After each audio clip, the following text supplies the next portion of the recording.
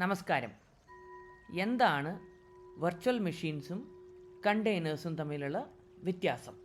നമുക്ക് virtual machine എന്താണെന്ന് അറിയുന്നതിന് മുമ്പ് ആദ്യം വെർച്വലൈസേഷൻ എന്താണെന്ന് അറിയണം. അപ്പോൾ ഇതൊരു വലിയൊരു ഹാർഡ്വെയർ യൂണിറ്റാണ്, ഒരു സെർവർ റാക്ക് എന്ന് പറയും. ചിലപ്പോൾ ഇതിന് 1 TB റാം ഉണ്ടാവും, മെമ്മറി 64 70 ചിലപ്പോൾ 100 CPU ഉണ്ടാവും ഈ സിസ്റ്റത്തിൽ. അപ്പോൾ ഈ സിസ്റ്റം, ഇത്രയും വലിയൊരു സിസ്റ്റത്തിനെ നമ്മൾ എങ്ങനെയാണ് സ്പ്ലിറ്റ് ചെയ്യുക? ഈ സ്പ്ലിറ്റ് ചെയ്യുന്ന പ്രോസസ്സിനെയാണ് നമ്മൾ വെർച്വലൈസേഷൻ എന്ന് പറയുന്നത്. നമ്മൾ വെർച്വലൈസേഷൻ വെച്ചിട്ട് ഈ വലിയ ഹാർഡ്വെയറിനെ നമ്മൾ ചെറിയ ചെറിയ യൂണിറ്റ്സ് ഉണ്ടാക്കും, അഥവാ ചെറിയ ചെറിയ കമ്പ്യൂട്ടേഴ്സ്.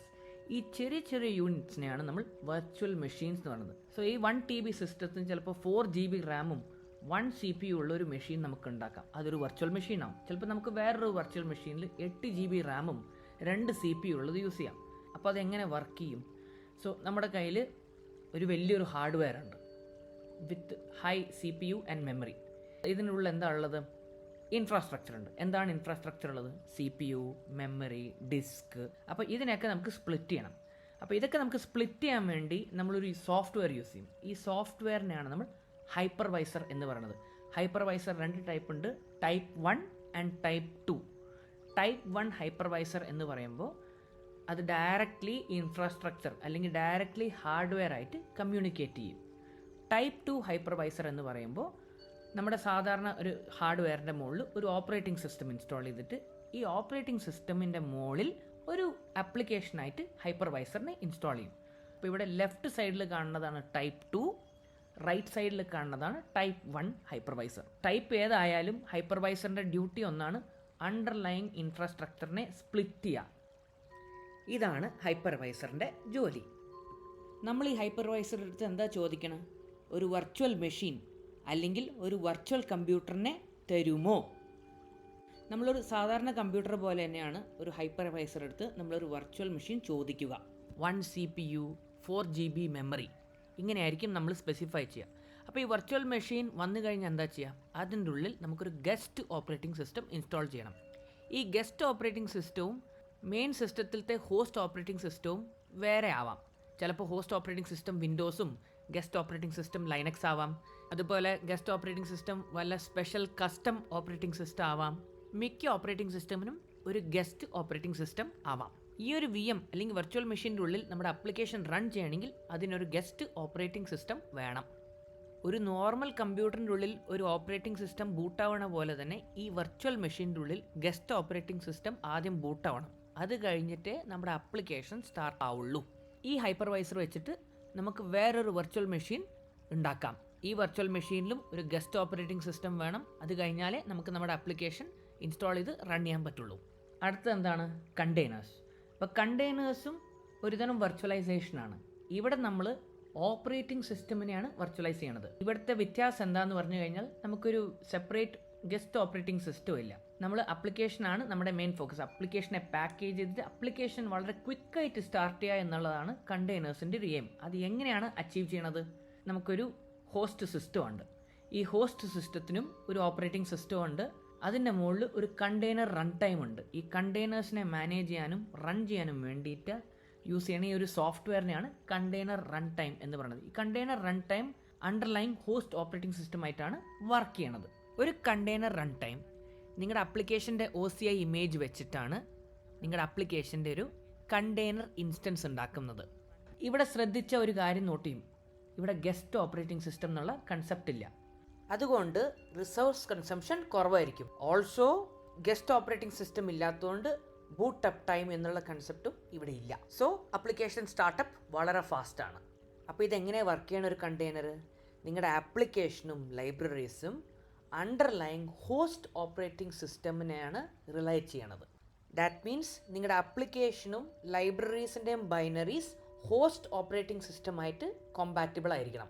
ഫോർ എക്സാമ്പിൾ, നിങ്ങളുടെ ഹോസ്റ്റ് ഓപ്പറേറ്റിംഗ് സിസ്റ്റം ലിനക്സ് ആണെങ്കിൽ നിങ്ങളുടെ ആപ്ലിക്കേഷൻസും ലൈബ്രറീസും ലിനക്സിന് വേണ്ടിയിട്ട് ബിൽട്ട് ആയിരിക്കണം. എനിവേ, കണ്ടെയ്നേഴ്സ് ലൈറ്റ് വെയ്റ്റ് ആയതും സ്റ്റാർട്ടപ്പ് വളരെ ക്വിക്ക് ആയതുകൊണ്ടും ആപ്ലിക്കേഷൻസിനെ സ്കെയിൽ ചെയ്യാൻ വളരെ ഈസിയാണ്.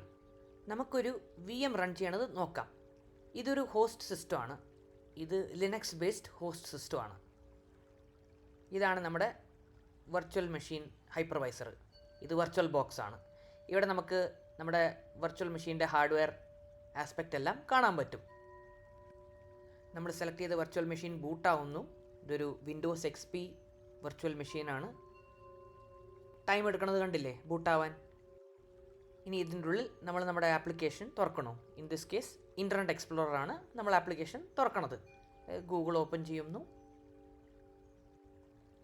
അത് കഴിഞ്ഞാൽ നമ്മൾ ടാസ്ക് മാനേജർ ഓപ്പൺ ചെയ്യണം. ഈ ടാസ്ക് മാനേജറിൻ്റെ ഉള്ളിൽ നമുക്ക് കുറേ പ്രോസസ്സ് കാണാൻ പറ്റുന്നുണ്ട്. ഇൻ്റർനെറ്റ് എക്സ്പ്ലോറർ അതല്ലാതെ വേറെ കുറേ പ്രോസസ്സും കാണുന്നുണ്ട്.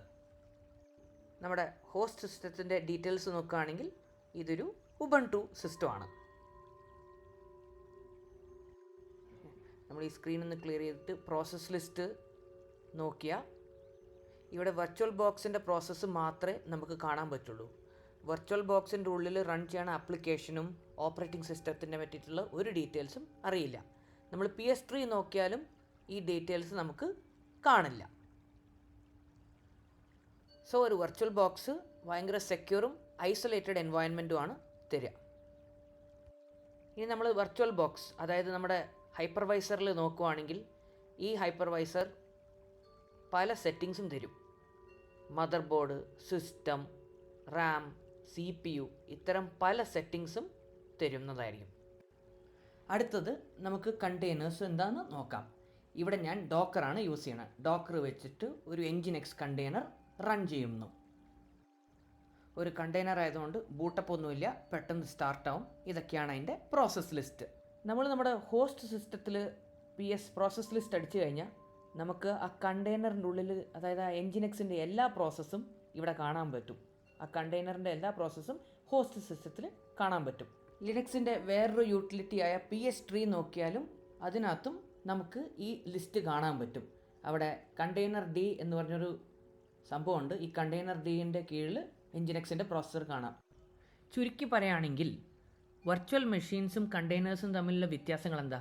വെർച്വൽ മെഷീൻ ഹാർഡ്വെയറിനെയാണ് വെർച്വലൈസ് ചെയ്യണത്. കണ്ടെയ്നേഴ്സോ സോഫ്റ്റ്വെയർ ഓപ്പറേറ്റിംഗ് സിസ്റ്റമിനെയാണ് വെർച്വലൈസ് ചെയ്യണത്. വെർച്വൽ മെഷീൻ ഹൈപ്പർവൈസർ എന്നൊരു പറഞ്ഞൊരു ആപ്ലിക്കേഷനാണ് യൂസ് ചെയ്യണത് അണ്ടർനീത്ത്. കണ്ടെയ്നേഴ്സോ ഒരു കണ്ടെയ്നർ റൺ ടൈമാണ് യൂസ് ചെയ്യണത്. വെർച്വൽ മെഷീൻസ് കുറച്ചും കൂടി ഹെവിയാണ്. കാരണം എന്താ, ഒരു ഗസ്റ്റ് ഓപ്പറേറ്റിംഗ് സിസ്റ്റം റൺ ചെയ്യണം. കണ്ടെയ്നേഴ്സ് ലൈറ്ററാണ്. കാരണം അവിടെ ഒരു ഗസ്റ്റ് ഓപ്പറേറ്റിംഗ് സിസ്റ്റത്തിൻ്റെ കൺസെപ്റ്റ് ഇല്ല. അവിടെ ഹോസ്റ്റ് ഓപ്പറേറ്റിംഗ് സിസ്റ്റം തന്നെയാണ് ആപ്ലിക്കേഷൻസ് യൂസ് ചെയ്യണത്. ഈ ഗസ്റ്റ് ഓപ്പറേറ്റിംഗ് സിസ്റ്റം ബൂട്ടപ്പ് ചെയ്യാനുള്ള ടൈം കാരണം വെർച്വൽ മെഷീൻസിൻ്റെ സ്റ്റാർട്ടപ്പ് സ്ലോ ആണ്. കണ്ടെയ്നേഴ്സ് ആണെങ്കിൽ വളരെ ഫാസ്റ്റ് ആയിട്ടാണ് സ്റ്റാർട്ട് ചെയ്യുക. മില്ലി സെക്കൻഡ്സ് കൊണ്ട് സ്റ്റാർട്ട് ചെയ്യും.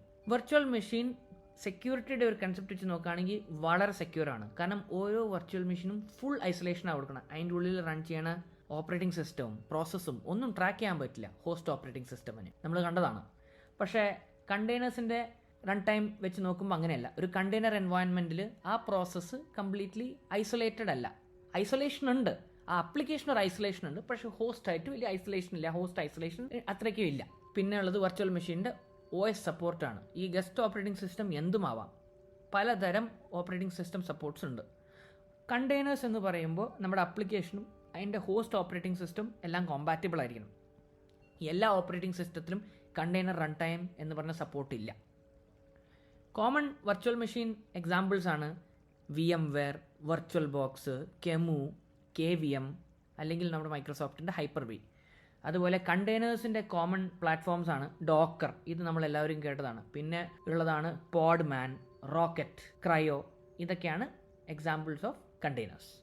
അടുത്തൊരു ടോപ്പിക്കുമായി വീണ്ടും കാണാം.